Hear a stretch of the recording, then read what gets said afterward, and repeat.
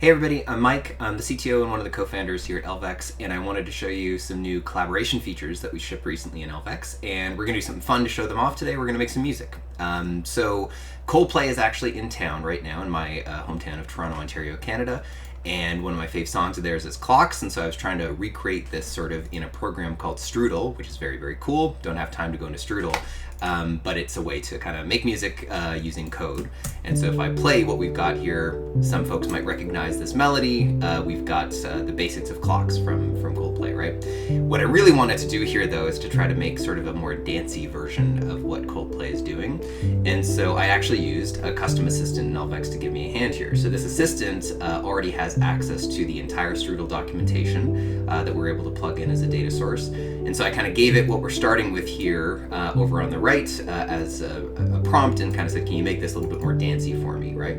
So we can see that the assistant went off, checked the documentation for Strudel, and then it actually gave me a recommendation for something. And so what I'd like to do is we're just going to copy this into Strudel and let's see what we've got.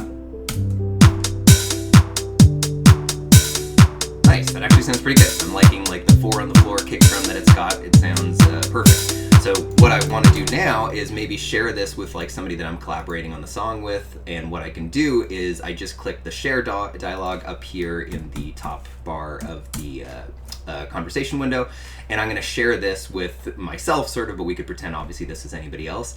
And as soon as I do this and hit save, if I switch over to another account in Elvex, we're going to see that this conversation now actually shows up for the person that I shared it with, right? In this case, it's me still, but it could be obviously anybody in my organization.